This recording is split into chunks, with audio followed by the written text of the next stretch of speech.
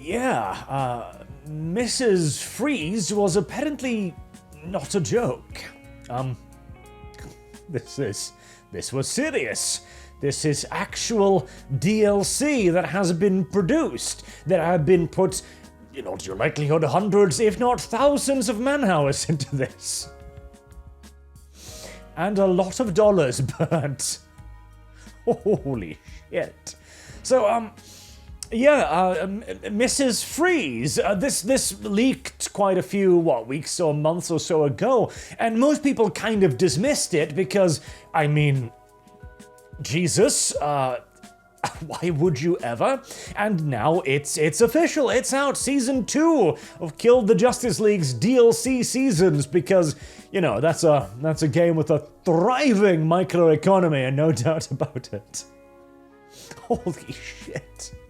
I am genuinely amazed that they haven't pulled the plug on this already. So, according to this article here, they're apparently planning to complete the promised 4 seasons of DLC, which... Why? Why are you actively shoveling money into the furnace? I guess the machinery is too large to stop. Maybe they have like a contract with the developers where they simply can't just pull the plug midstream. Maybe they've already paid for it, and so they're just kind of like, oh, okay, right, well. We've got to see if we can't eke out at least a couple of nickels to minimize our losses somewhat, but Jesus.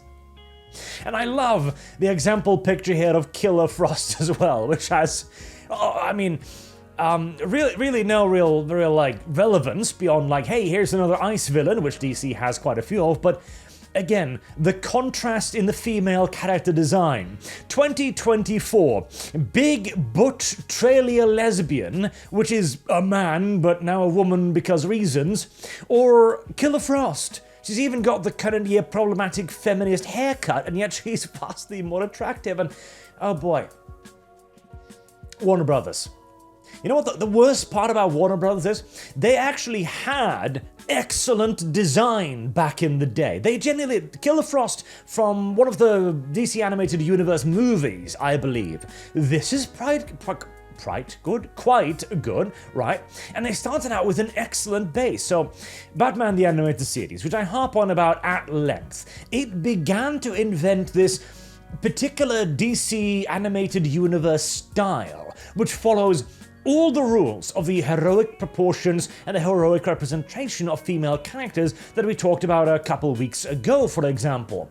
And that eventually solidified into the more famous, like the big lipsticks, the dark lipstick style of the more middle-of-the-road Justice League and Season 2 and 3 of Batman The Adventures or something. Those were nowhere near as good in terms of animation quality and storytelling, but this is when the DC animated style was fully solidified. And it genuinely is a brilliant art style. Again, it follows all the rules of feminine character design, making it immediately appealing. It is even relatively simplistic, easy to produce, and yet also striking, unique, and memorable in its own ways. They had genuinely laid the gold egg here, and all they needed to do was continue with it, and yet as you continue down the line of animated series, you can see them inexplicably move further and further away from this style in more of a quote-unquote realistic direction, which takes all of the uniqueness of the original style and sandpapers it down until it just looks like any other animated show.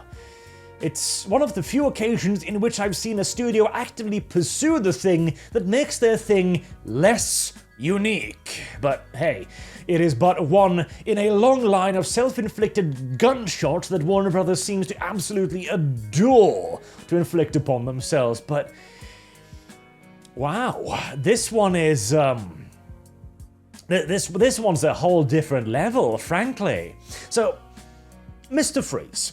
Mr. Freeze has always been one of those kinda sorta pseudo B-list villains of the Batman animated universe and Batman in general, because his entire plotline is essentially revolving around Nora Freeze, the ultimate supporting character that defines him as much as he defines her, probably even more so.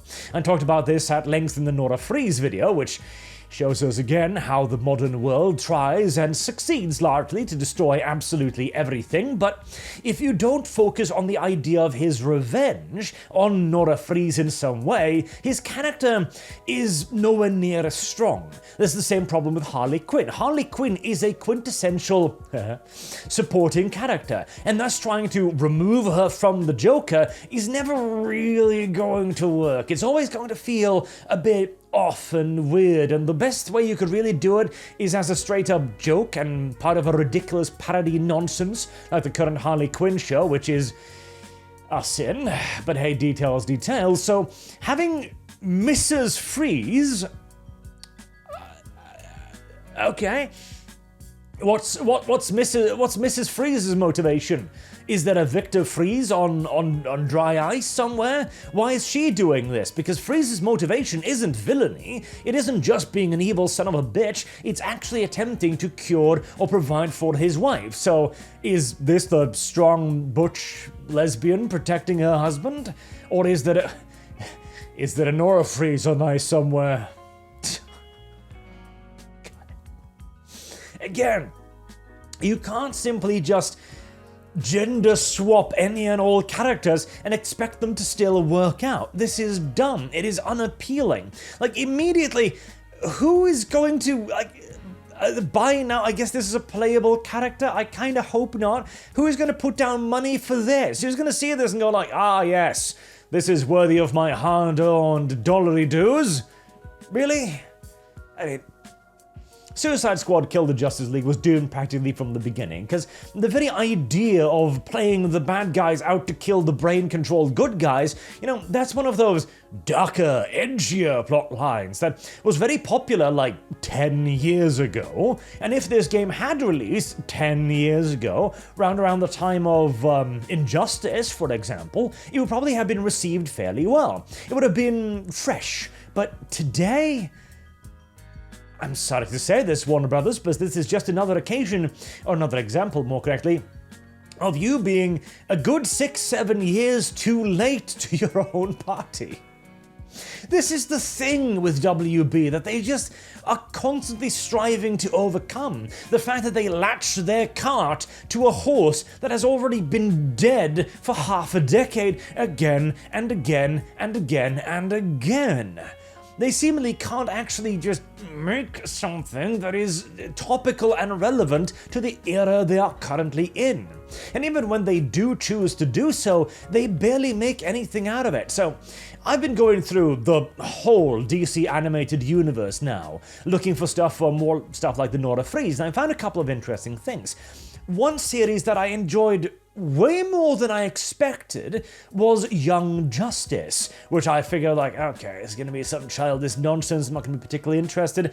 No, actually, it's one of the more interesting shows that does go in some surprisingly dark directions in later series, including questioning the whole do not kill rule for superheroes. Okay. And then in season 4 it goes, oh boy, off the rails, as it hits the current year with the force of a 1,000-ton truck. Now, not only is everybody lesbians, half of the characters are disabled. Oh boy, it is, it's a trip. It is most assuredly a trip, but again, it's DC demonstrating that they can never actually get on curve with anything. And the worst part is, all you need to do, all you gotta do, WB, all you gotta do to be relevant again, is to go back to what made you good in the first place. Literally, retreat your steps to the 90s, ideally, 90s, 80s, and just do that again. That is really genuinely all you need to do, and I guess we'll delve deeper into this when I finally finish my Why Entertainment Today needs Clark Kent and Bruce Wayne more than it does Superman and Batman, but WB is sat squatting on an absolute goldmine, particularly in the turn that we are currently seeing in our culture, yet their only reaction to this fact appears to be to pinch out another icy log. Why, Warner Brothers? Why? Until next time, I've been Arch. Thank you all very much for watching. Have a good day.